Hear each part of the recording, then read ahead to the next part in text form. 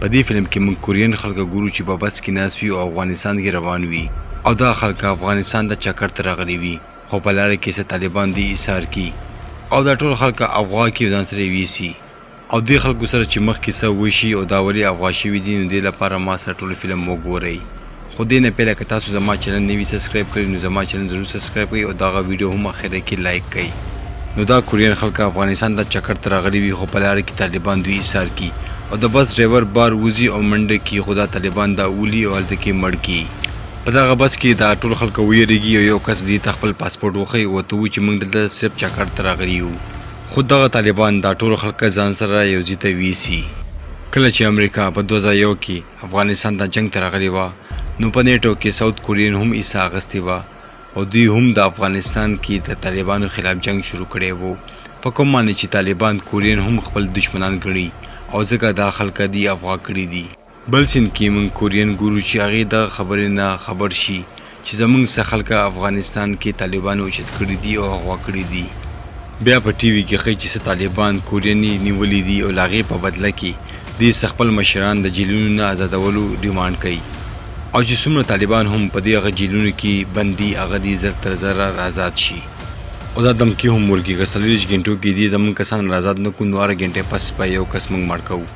بل سین کې موږ پاکستان کې د کراچۍ جیل کې یو کورین ګورو چې هغه په دغه جیل کې بند وي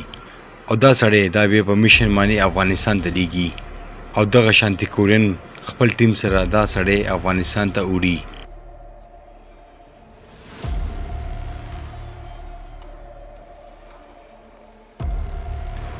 بیا دغه ټیم مستر پارک سره په ایرپورټ باندې ملاویږي خو دغه ټیم کې یو ایجنټ وي چې هغه مستر پارک نه خوښوي ولې چې پارک خپل یو میشن فیل کړی وو په کوم معنی چې هغه د نه نفرت کوي بیا دغه ټیم له افغانستان یو سفیر سره ملاقات کوي او په دې کې دې ته وایي چې که تا زموږ مدد وکړو او زموږ خلک دي دغه طالبانو را آزاد کړو نو دې په بدله کې به له کوریا حکومت ستاسو په ملک کې ډېر زیات هسپتالونه او اسکولونه جوړ کړي په کوم معنی چې افغان سفیر ډېر خوشحاله شي او دې سره کار کولو لپاره رضامند شي له هغې نه پس ته پارک هغه ایجنټ مسټر ینګ سره ملاقات کوي او له طالبانو په باره کې ورسره خبرې هم کوي پارک ورته وایي چې دا دومره اسان میشن نه دی چې تاسو به د افغانستان کې د طالبانو نه دا خپل خلک را آزاد کوي بیا دوی په ټي وي کې هغه افغان سفیر ګوري چې کوم هغه دا خبرې کوي چې دوی له کوریا خلکو مدد نشي کولی او دوی له افغانستان کې د طالبانو نه دا خلک نشي آزادولی بیا مستر ینګ هغه سفیر سره ملاقات کولو ته روان وي خو په لاره کې ټرافیک ډېر زیات وي او هغه ګاډي نه کوشي او پیدل روان شي خو په لاره کې ګاډی راشي او د دې مخې ته ودرېږي ورته نه یو سړی راکوشي او هغې ځان پورې بم تړلی وي او ورته ډېره غټه چودنه وشي په دغه دماکې کې مستر ینګ هم ډېر زیات زخمي شي او ژوبل شي دغلته مستر ینګ ته ټلیفون راځي او له هغې مشر ورته وایي چې هغه ټایم پوره کېدو والا دی او ته اوس څه چل وکړه او خپل خلکه هلته نه آزاد کړه مستر ینګ هلته کې پټۍ کوي خو هلته کې یو بل کورین راځي او دې ته ووایي چې طالبانو نور هم موږ ته 40 غنټې ټایم راکړو په کوم معنی چې دا یو ځل بیا منډه کوي او افغان سفیر سره ملاقات کوي او ته دا خبره کوي چې ته هغه طالبان آزاد کا او زموږ خلکه بچ کا خو هغه افغان سفیر داسې کولو نه انکار کوي او ورته وایي چې ستاسو څو خلکو لپاره زه دومره غټ ریسک نشم اخیستی او هغه طالبان د جیلونو نه نشم راازادولی بیا موږ کورین ګورو چې له هغه جرګې باره کې څه خبرې کوي او ورته وایي چې جرګې په ذریعه موږ خپل خلکه هلته نه راازادولی شو بل خواته موږ پارک ګورو چې هغه یو کس پسې ګرځي او له هغې نوم قاسم وي هغه بیا په یو ځای کې قاسم سره ملاقات وکړي او هغه غواړي چې جرګې والا سره موږ ملاقات وکړو پارک او قاسم په آسونو باندې سواره شي او هغه یو کلي ته روان شي او ورته وایي که موږ له جرګې والا خلکو سره خبره وکړه نو هغې شاید زموږ مدد کولی شي بیا هغې د جرګې مشرانو سره ملاقات کوي او هغه مشران هم د دې مدد کولو ته تیار شي مشر ینګ هم هلته کې ځان راورسوي او له جرګې مشرانو سره هم هغه ملاقات وکړي د جرګې مشرانو ته وایي چې ډېر ژر به موږ ستاسو خلک را آزاد کړو دلته کې ټول خلک پریشانه دي چې اوس به خلکو سره څه کېږي او دا فکر کوي چې واقعي دغه خلک به هلته نه آزاد شي کوم چې هلته کې طالبانو په قبضه کې وي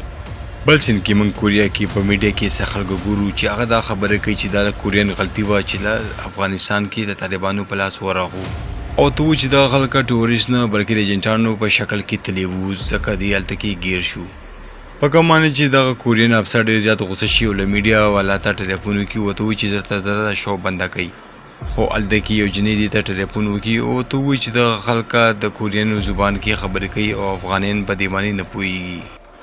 بل سین کې هغه شول افغانستان کې په پښتو ژبه کې وښوله، کوم معنی چې جرګې والا هم وکته او هغه ډېر زیات خفه او ناراضه شو او دغه جرګې مشران هم اوس دې نه وروسته شو او ورته یې وویل چې تاسو موږ ته دروغ وویلو او اوس دوی د دې مدد نشي کولی. بل خوا ته مشر ینګ خپل مشر ته ټلیفون وکړي او ورته ووایي چې د جرګې مشران اوس دغه خبرې نه وروسته شو او دوی زموږ مدد اوس نه کول غواړي.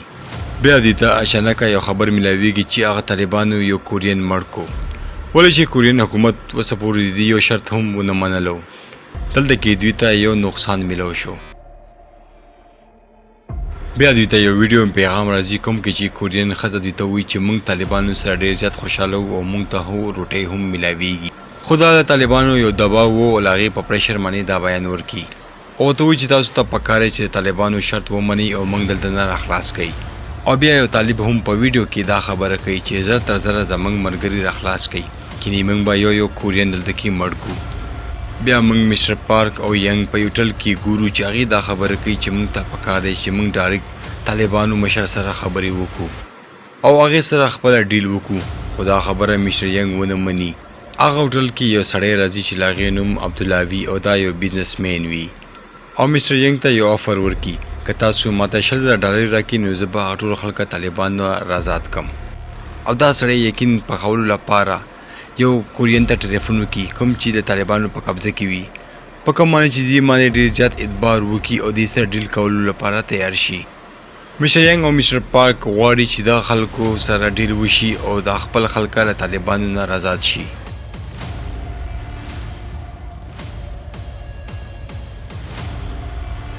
بل خوا ته موږ مشر ینګ او پارک ګورو چې هغه ډېرې زیاتې ډالرې شماري او په یو بیگ کې اچوي، خو هغه بیگ کې ورسره دی یو ټریکر هم واچوي. که چېرې عبدالله موږ سره دوکه وکړي نو موږ به دا ټریک کړو او وبې نیسو او خپلې پیسې به واپس واخلو. بله ورځ دا دواړه موږ ګورو چې عبدالله سره روان شي. عبدالله هلته کې یو چا سره په ټلیفون خبرې وکړي او دې ته په کاغذ باندې یو لوکیشن ولیکي او ورته وایي چې تاسو ته به خپل خلکه په دغه لوکیشن باندې ملوي شي. خو هلته کې یو بل کورین مشر ینګ د ټلیفون وکړي او ورته وایي چې عبدالله یو فراډ دی او هغه تا سره دوکه کوي. خو کله چې دا مخ راواړي نو عبدالله په دې باندې تمانچه ونیسي او لاندې راولي. هلته کې پارک هم دا هر څه وګوري.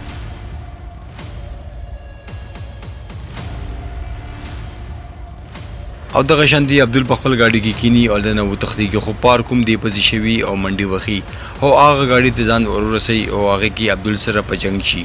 خو پارک دلته کې خپلې پیسې رابچ کړي او هغه پیسې ګاډي نه دا روکاږي او خپل دفتر ته راشي. کله چې دا دفتر ته راشي نو دلته یې کې یو ټلیفون راشي. هغه یو طالب وي او دې ته یې رینګ کړی وي او یو کورین دې سره خبرې کوي او هغه کس ډېر زیات ګبراوي. بل خوا ته طالب ورته وایي چې تاسو سره ټایم ختم شو. هغه دغه کس نه ډز وکړي او هلته کې مړ کړي، په کوم باندې چې ټول کورین ډېر زیات ګبراو شي او ویریږي او دغه ټول خلک دا فکر کوي چې اوس دا ټول کورین به دلته کې مړ شي. بل خوا ته کې موږ یو کورین سفیر ګورو چې هغه افغانستان ته راشي او د افغان سفیر سره ملاقات کوي او مشر ینګ هغه سفیر سره ملاقات کوي. دلته کې کورینو دا فیصله کړې وي چې اوس به دوی طالبان سره مقابله کوي او له فوج په ذریعه به دوی خپل خلک آزادوي.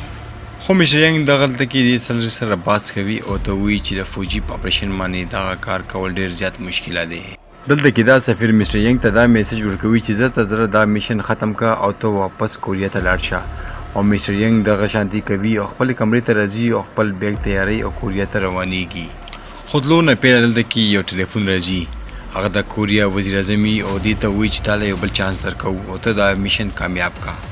او ځل بیا مشر ینګ په خپل میشن باندې کار شروع کړي. اوس دا دلته کې دا فیصله کوي چې دا به طالب کمانډر سره ملاقات کوي او هغې سره بس ډیل کوي او دغه شان دي د طالبانو ډیټا هلته کې روکاږي او مشر پارک هم دې سره په دغه میشن کې مدد کوي او قاسم هم د جیل نه روکاږي او به طور ترجمان دا ځان سره وړي. بیا موږ مشر ینګ ګورو چې هغه خپل پوره ټیم سره طالبانو ته ملاقات کولو لپاره روانېږي او هغې یو ځای ته راشي او هلته کې طالبانو سره ملو شي. خو طالبان دې ته شرط کړي چې موږ سره صرف 2 کسان تللی شي، په کوم باندې چې مشر ینګ او قاسم دې سره روان شي او طالبان دې ته مخ ته تورې کپړې واچي او ځان سره یې بوځي. بیا مشر ینګ او طالبانو ډیل روان شي خو طالب دې ته وایي چې پیله به زموږ کیدیان پرېږدئ خو مشر ینګ دې ته وایي چې دې په بدله کې به تاسو پیله 3 کورین موږ ته راواله کوئ او هغې نه پس ته به موږ تاسو سره خبره کوو چې زما یقین وشي چې تاسو واقعي طالبان یې او زموږ خلک ستاسو په قبضه کې دي خو دلته کې طالبان صرف 2 کسان رها کوي او د دې په حواله کوي او مشر پاک دا دواړه کسان امبولانس کې هسپتال ته راسي بل خواته هغه طالب دینه 20 میلیونه ډالر ریکویسټ کوي او ورته وایي چې هغه خلک به موږ تاسو ته رها کړو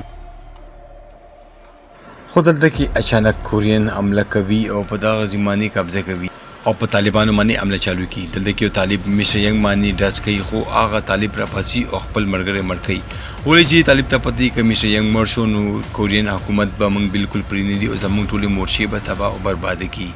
خو اخر کې د دې په منځ کې یو ډیل کامیاب شي او طالبان دینه 20 میلیونه ډالر واخلي او د خلکو پر غصول لپاره تیار شي خو کورین حکومت دغه ډیل کولونه اوس انکار کوي دلته کې پارک خپل مشرانو ته وایي چې دا اخري ډیل دی او که دغه ډیل کامیاب نشو نو دغه طالبان به ټول خلک مړ کړي دلته کې هغه طالب دغه ډیل فائنل کی او هلته روان شي خبره خپل مرګرو ته کوي نو هغه ډیر زیات خوشاله شي او دا فکر کوي چې هغه کورین به ټول آزاد شي بیا موږ مستر پارک ګورو چې هغه کورین خلک آزاد کی او قاسم او مستر ینګ هم هلته لاړ شي دلته کې طالبان یو ځل بیا خپل فیصله بدله کی او ته وایي چې څو پورې موږ ته پیسې نه ملو شوي نو له کوریا یو افسر به موږ سره وي مشر پار دلته کې دا فیصله ومني او هغه غواړي چې زه به طالبانو په قبضه کې اسهار شم او قاسم ته وایي چې دا خلکه هلته نظر ته زه راویسم پارک دلته کې دا غواړي چې دا میشن دا دلته کې کامیاب کی او دغه شانتي هغه کورین او مشر ینګ دا ټول خلکه کوریا ته ویسي ینګ ته یو ټلیفون راځي او هغه ټلیفون د بل چا نه بلکې مستر پارک وي په کوم معنی چې مستر ینګ ډېر زیات خوشحاله شي پارک سره خپل ملګری قاسم هم وي او دې درې واړو هغه میشن کامیاب کو او د طالبانو نه خپل خلک آزاد کو